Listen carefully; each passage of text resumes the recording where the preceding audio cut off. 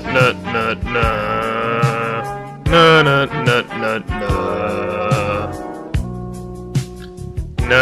na na na na. Hey guys, it's Truediltom coming back after the holidays. Oh man, I haven't even read anything in a week because I have been celebrating with the fam and friends. So we're getting right back into it. Got a whole bunch of content lined up to get out there for you. And today I thought we would look at the text Metaphysics of War. Now, we had already done a live stream on this, but that live stream had to be privated for some reasons regarding YouTube's terms and services, if you understand what I'm saying. So, nonetheless, I thought I'd revisit it and do it in a video format, because I find that's much more accessible for a lot of people. So today we're going to be covering Julius Evolar's Metaphysics of War. Now, Evolar was a fascist, but regardless of what you think of that, it must be acknowledged that he had an extensive amount of writings archiving the traditions and mysticisms of the West and the East. He certainly saw the East as often besting the West in producing some of the greatest cultural feats of humanity, so he makes an effort to not be Eurocentric. But secondly, I've said before that it is very juvenile to dismiss great thinkers because you disagree with their politics. Sometimes the most extreme thinkers will illuminate things via their extremeness that is missed by moderate people, because not all things are calm and predictable, but yet delicate and fragile like the moderate's mind is. In fact, if you look to all the great thinkers of the 20th century, they were all mostly extreme leftists, that is Marxists, Maoists, the left-wing postmodernists who similarly all signed a petition to legalize pedophilia, or should I say abolish the age of consent. Or there are on the extreme right, such as Heidegger, who was a member of the Nazi Party, or Oswald Spengler, who identified himself with Mussolini's Italy just as much. So to repeat myself from elsewhere, if you want to grasp your pearls and morally grandstand over people's politics, you would have to throw out all of contemporary philosophy and be left completely unable to make sense of our current cultural circumstance, which is one that is schizified and polarized and sees ideas bubbling up in areas that were thought to be cast into the shadows long ago, at least by a moderate, conformist, perhaps neoliberal standard. So, Evolar writes of how it is the traditionalist view that every great civilization ascends to its greatest point on the back of sacred warfare. An ascetic and holy appreciation of war as a tool for spiritual accomplishment. And furthermore, the decline of every great society takes place when we begin to adopt a perspective that sees war as tragic, as this sad necessity, and so on. And you will notice quickly that Evolar's ideas run in contradiction to the works of somebody like Oswald Spengler.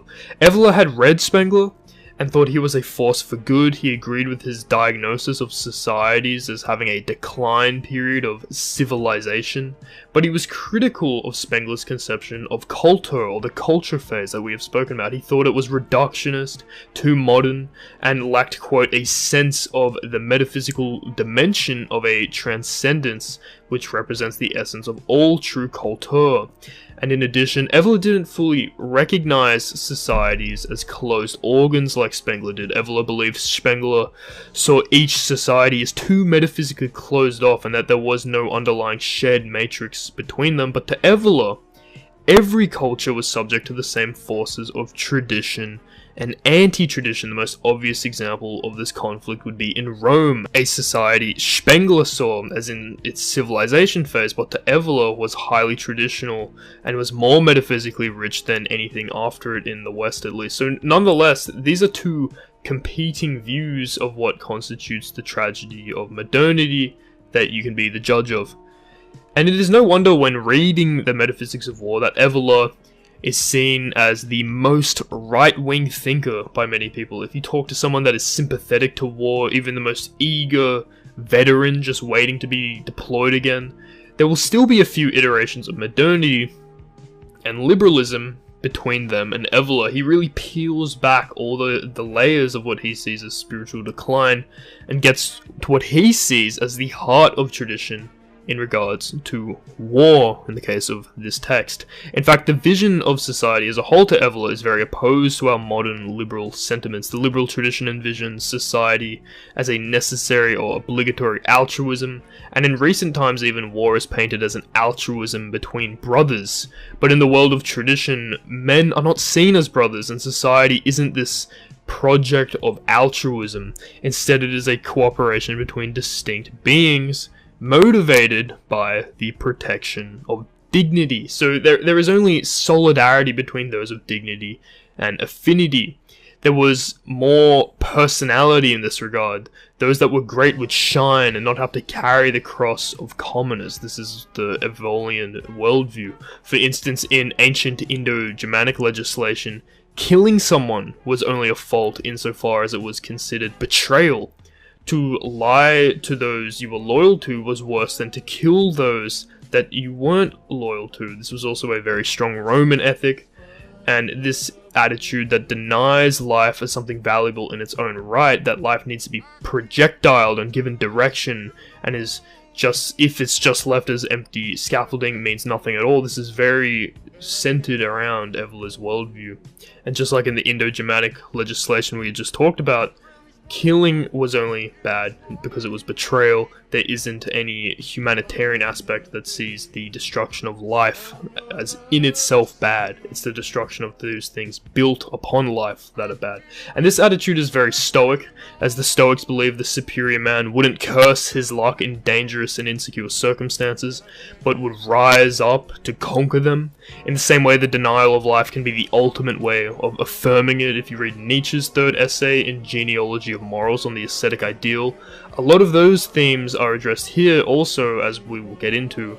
And so a lot of what we will discuss today is modeled around the ancient Roman ethic, and Evola shares this scorn for the easy life. Struggle is a principle to live by, and in this way Evola revolts against the modern world. This is his project, where we work under only the prospect that one day we might not work. We fight so we see the day where we don't fight. Life in modernity is like a vegetable, delicate, needing to be perfect for consumption, unable to stand any withering or disequilibrium, and so on. So similar to other authors we have spoken about, Evola sees the decline of modern society beginning with the rise of the bourgeoisie and the collectivization of the idea of the state. And so we will discuss this warlike vision of life that Evola believes must be restored before any other reconstruction can take place. Firstly, beginning with war from the standpoint of the individual.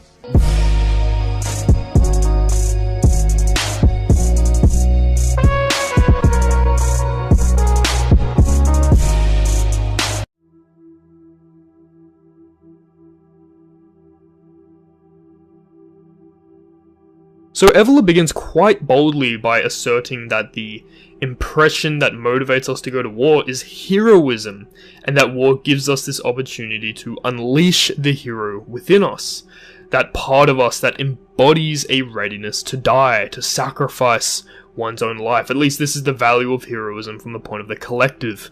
But heroism has its own personality from the point of the individual, as we will come to discuss. We would be infinitely more satisfied knowing ourselves to be heroes on the brink of death than to live a long existence stuck in the trivial and consumptive existence of city life. So the value in war is exactly that it breaks the routine of comfortable living and engages in this transvaluation of life, where the knowledge of life is flipped on its head and the doctrine of life becomes one of death.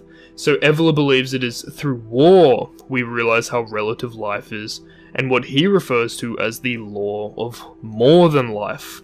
War's value is anti-materialist and spiritualistic, and pacifist attitudes against war are motivated by concern over material diminishment. In fact, there was a mutually beneficial relationship between war and the individual in traditional life that has eroded away. The soldier of the Roman Empire was not just the common fodder of today's citizen soldier. They were different entities. So war to Evola has always been seen something linked to supernatural motivations, and is one of the best counter examples to the liberal economic rationalism of our time, in that it's hard to be explained by a self-interested individual. But those motivations change as its being is subject to the different powers of society over time. It begins for the purpose of supernatural accomplishment, to reign under the immortal title of hero. This is in the culture phase, perhaps. Then, as the aristocratic organization of society grows, war begins to be for the purpose of showing loyalty to princes and kings. And then, as the modern state emerges and aristocracies are replaced with bureaucracies and the bourgeoisie, the idea of the nation is democratized and materialized, and the purpose of war is reduced to naturalistic explanations. The warrior becomes extinct, and instead we have the soldier-citizen who fights to defend or conquer land, and this is really what characterizes the wars of the 20th and 21st century. They have been largely merchant wars and are a degeneration of what was in ancient society.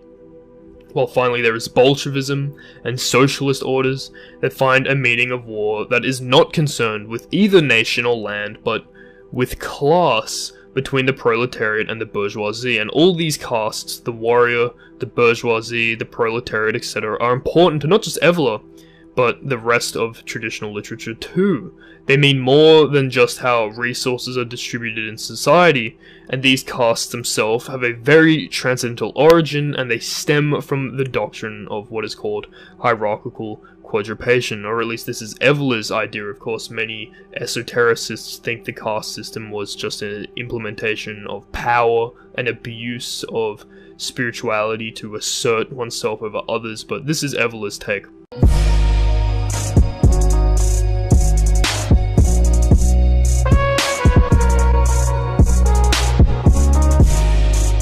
So the caste system is the idea that until modernity, history had fallen into a hierarchical categorization.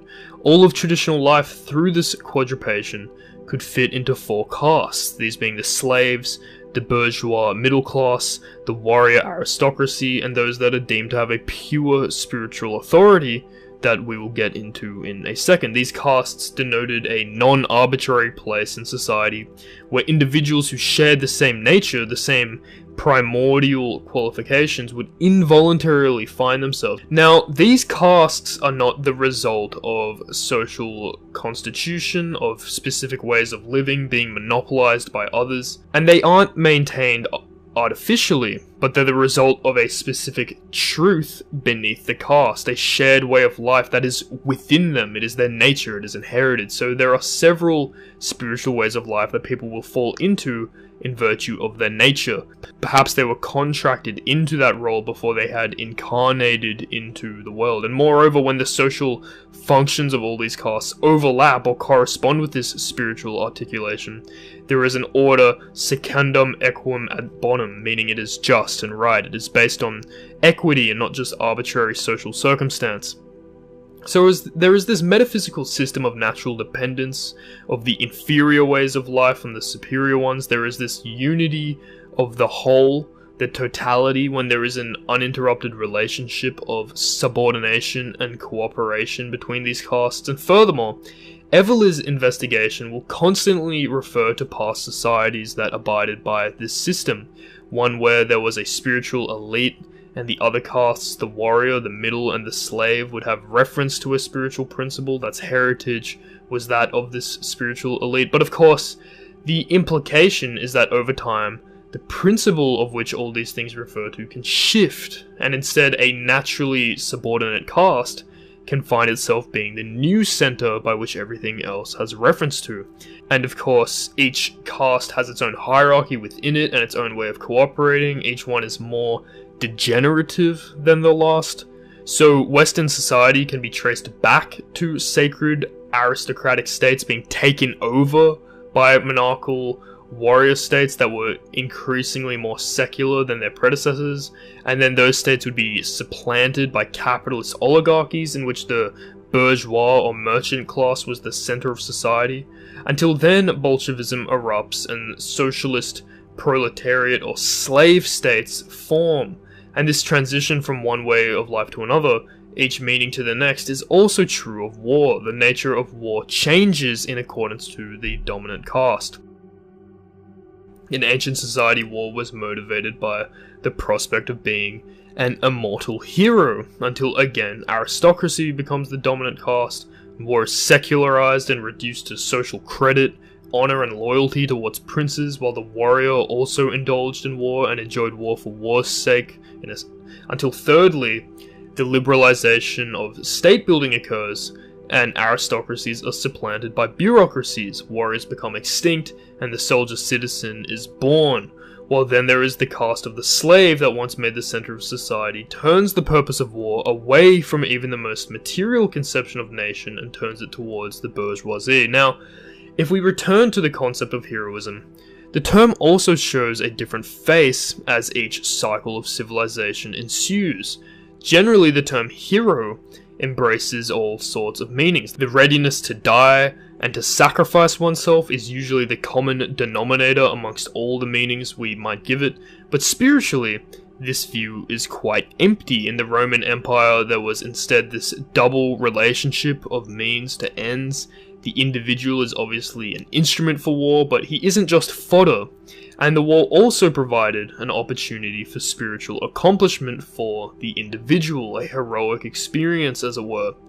But again, the possibility for this would diminish with each of the before described cycles of civilization. As each cycle plays out, the collective character of the human entity would also change. In a war, Evola would say that the majority would collectively undergo an awakening that corresponds to the influence of the dominant caste, as when, say, the merchants of bourgeois society express a certain energy that defines what man is, for instance a consumer that is self-interested, then the warriors and spiritual leaders of that society will adapt to exert the same energies. This could be seen as the contour of being, the central presence of that society, the point of ontological guarantee.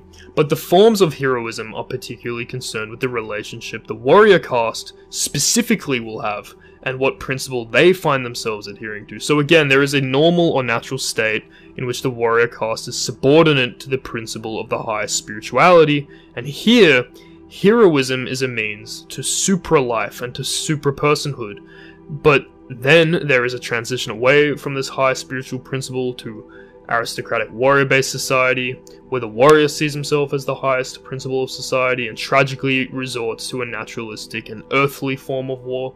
But there is still a streak of greatness and achievement to warriors that diminishes only when the third caste comes around. So the doctrine of war is what is central to fascism. The fascists have a longing for a reconstructive revolution that re-establishes a spiritual concept of the nation, where the return to at least aristocratic society is the first goal. It is one that is opposed to what Evola refers to as the economic myth that reduces the nation and social life down to economic terms.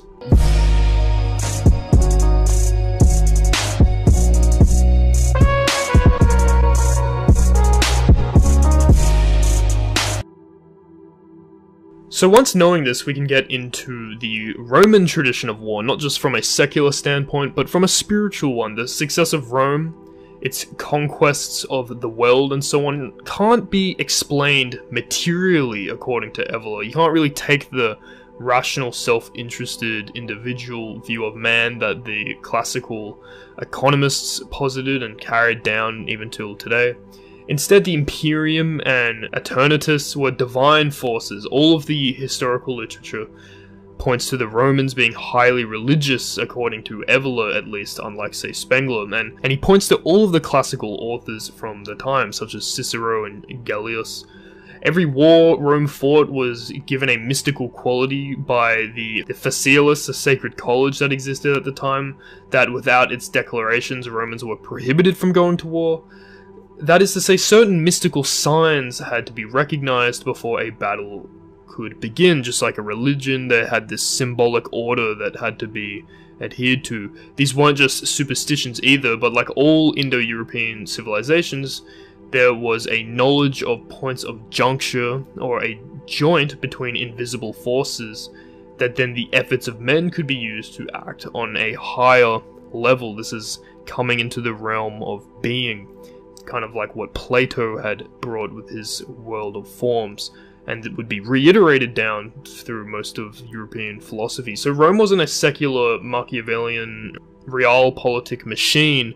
In fact, this view can't really make sense of history, according to Evler, because how could such a construction motivate men who had no conception of homeland, no dog in the fight from the point of land or conquest, to outwardly extend themselves and fight wars just in accordance with some strange inertia that had resided within them that only would, materially speaking, benefit the power of elites. Instead, there was this immortal spirit of divine quality to the emperor, and the warrior would experience a transfiguration on the battlefield.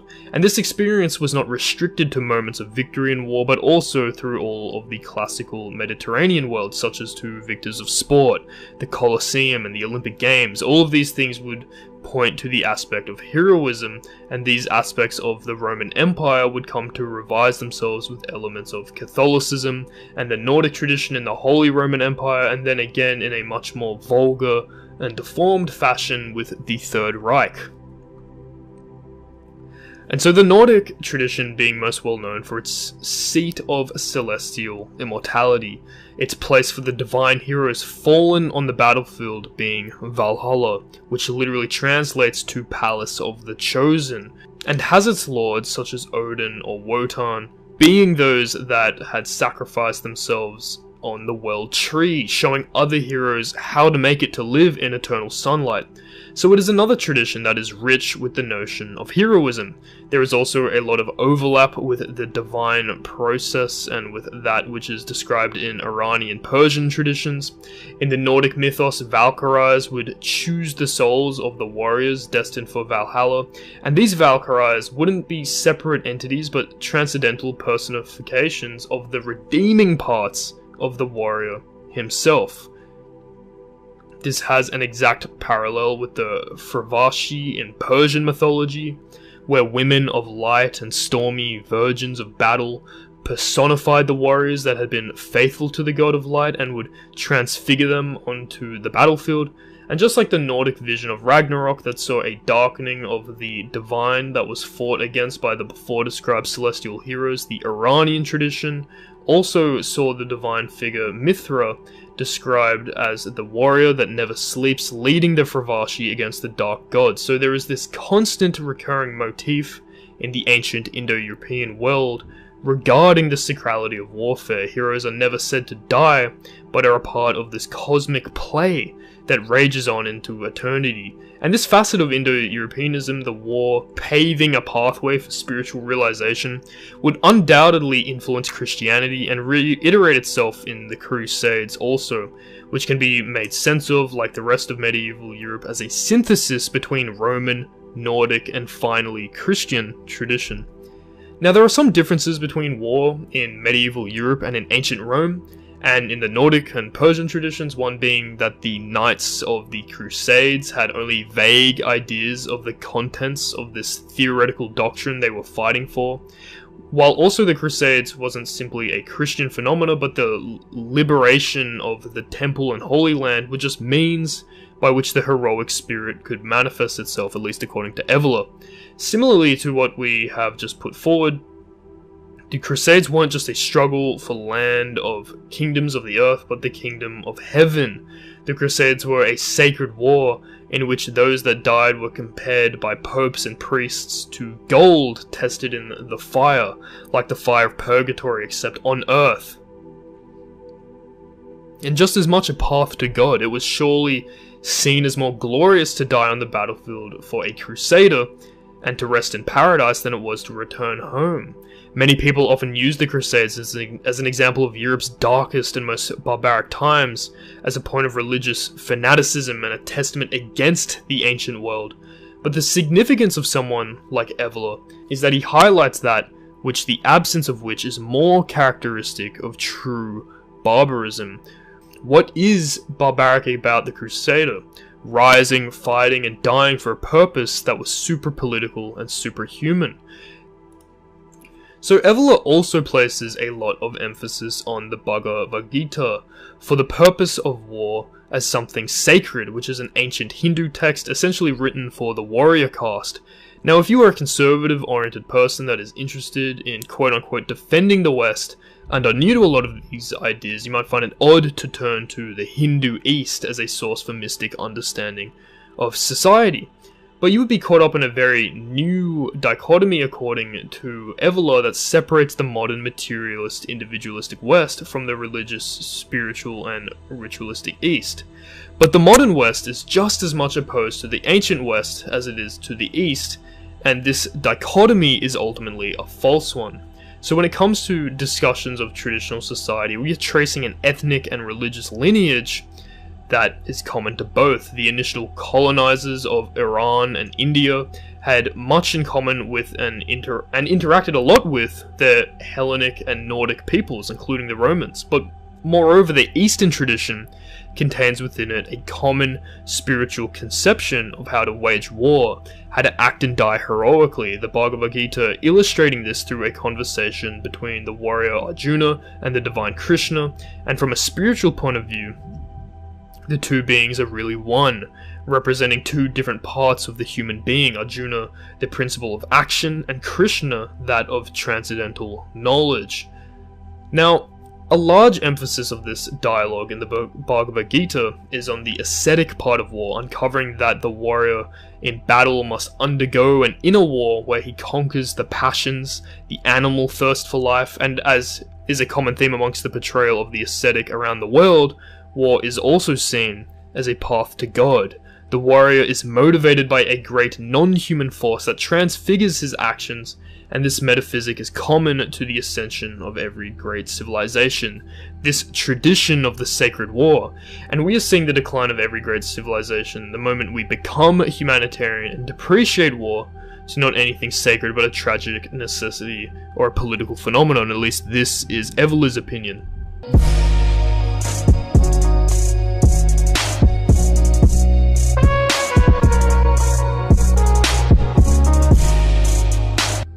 So moving on to Bolshevism and degenerative conduct of war.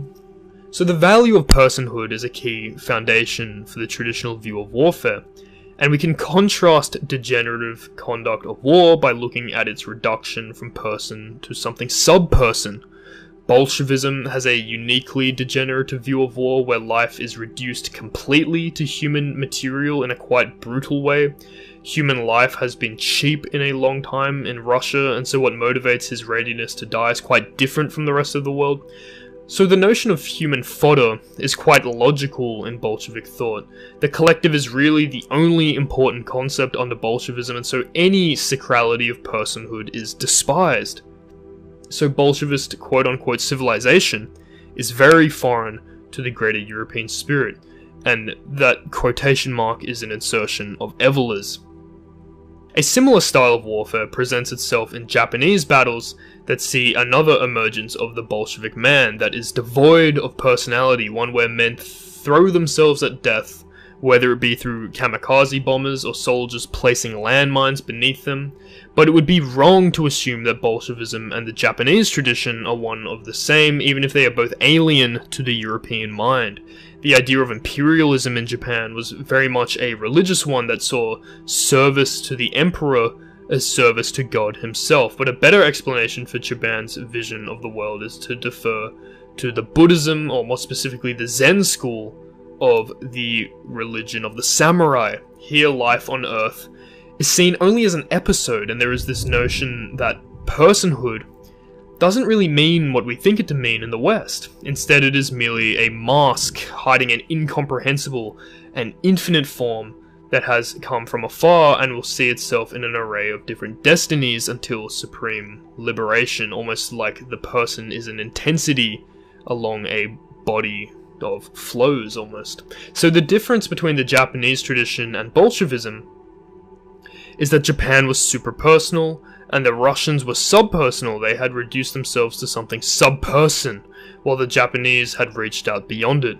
A Western notion of leaving behind personhood instead of reducing one to something sub-person would be the Roman tradition of devotio, where a warrior chieftain would undergo a ceremony and invoke the gods before going out into the fray of battle, with his javelin on under his foot as if to stand on it, ultimately sacrificing himself, as the mob of warriors would submerge him and kill him. It was believed this would unleash an unmatched power on the battlefield and ensure victory.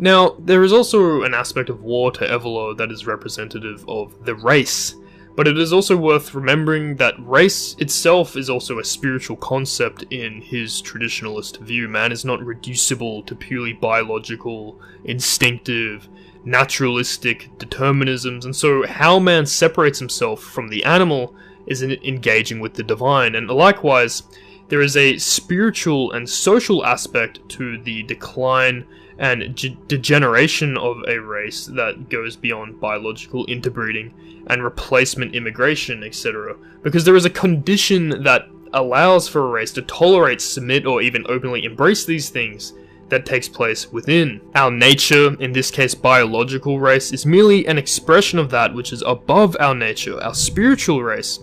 And war is an expression of the spiritual race, as the warrior is dissolved in dark ancestral forces. They become heroes as they forget themselves in the good of the species, acting solely on their race instincts.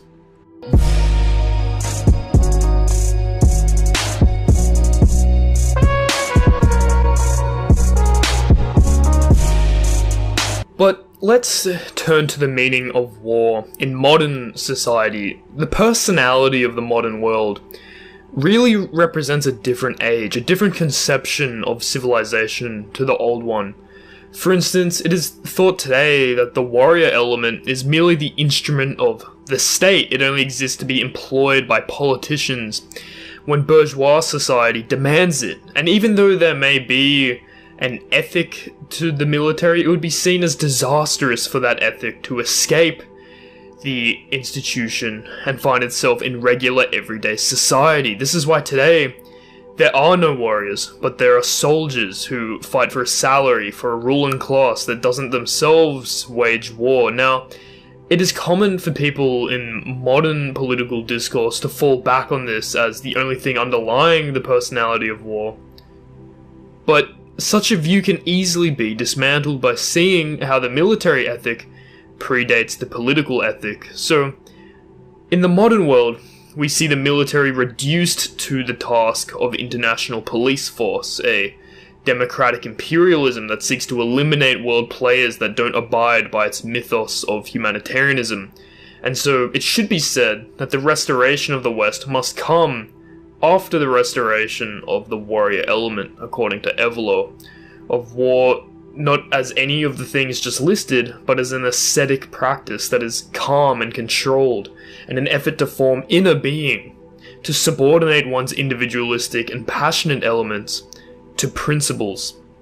But anyway guys, that's gonna have to do it for this video. Just thought I'd quickly get up a video on a topic we've already covered before, but I thought it would be nice to have a video here to get back into the swing of things. If you like this video, remember to share it around. I have social media, you can follow with Twitter, Instagram. But if you really like this video, feel free to donate to my Patreon account. Even just $1 a video it definitely helps out with the production of videos. So yeah guys, thanks for watching.